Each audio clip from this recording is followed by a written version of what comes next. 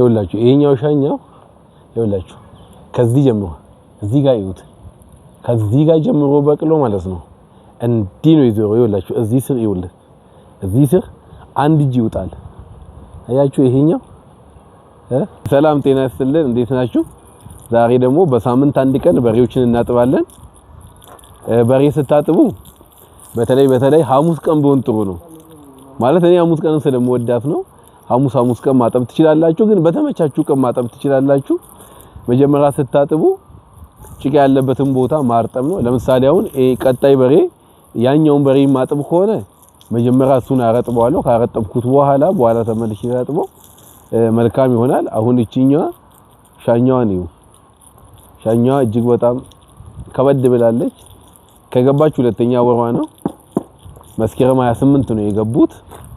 መስከረም 28 የገቡት ዛሬ ደግሞ ተሳስ 8 ላይ እንገኛለን በሳስ 8 የኛውን ሁሉ ለውጥ አላቸው እናጥባቸዋለን እንግዲህ እንዲህ ካረጠብን በኋላ እንደምን እናደርገው ይኸውላችሁ በሬዎችን እንደዚህ ስናጥብ በሬው እንዴት እንደሚመሰጥ ይዩት አያችሁ እንዴት ነው የሚመሰጥ ሳሾ ይመሰጣል ይኸውላችሁ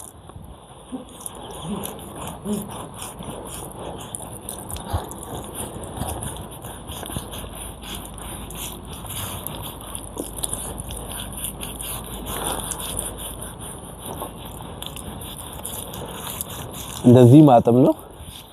እና እያንዳንዱ ስራ የራሱ የሆነ ቻሌንጅ አለው ልፋት አለው ስለዚህ የመታጠብ ጥቅሙ ምንድነው አንድ ምቾትን መጨመር ነው ምቾት መጨመር ማለት ስጋ መጨመር ነው ሌላኛው ደግሞ ብለድ ሰርኩሌሽን የደም ዝውውር በደንብ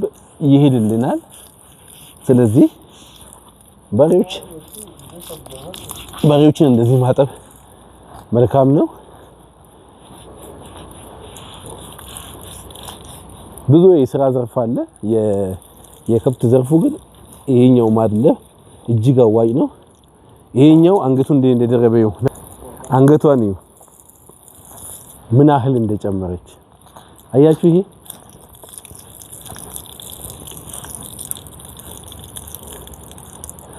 ለዚህ ከብቶች ባይፈልጉ ይኸውላችሁ አሁን መወፈሩ የምታውቁት ይኸውላችሁ እዚህ ጋር ይኸውላችሁ እሱም ይዞ ነው እዚህ ጋር አያችሁ ይኸውላችሁ አያችሁ እዚህ ጋር በጣም ደልቧል እዚህ ጋር በጣም ሲሶሮግድ ከዚህ ከፍ ስል ደልቧል ነው የሚባለው አያችሁ ይሄ ሙሉ ስጋ ነው የደረበው ስለዚህ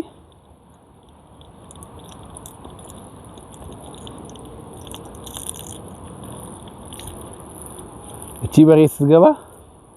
በጣም ቀጭን ነበረች ያው ያልኳችሁ መስከረም 28 ነው ያስገባነው ብያችኋለሁ በሁለት ወር ውስጥ ምን ያህል እንደጨመረች ይኸውላችሁ ምን እንደሚያክል ያያችሁ ምናልባት የምታስተውሱ ከሆነ እቺኛዋ እዚህ አካባቢ በመሽገር ተበላሽታ ነበር ሲልሚ ወንጎ ሰባዩ ፍራ ቀብዲ ቶርቴ አመኩኖ ጂረምኒ ሺካኒ ጂአለማ ከና ፈካታ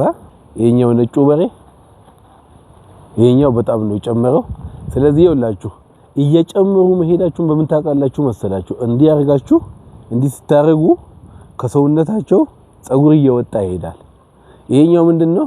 የነሱ የመጨመር አንዱ ምልክት ነው አያችሁ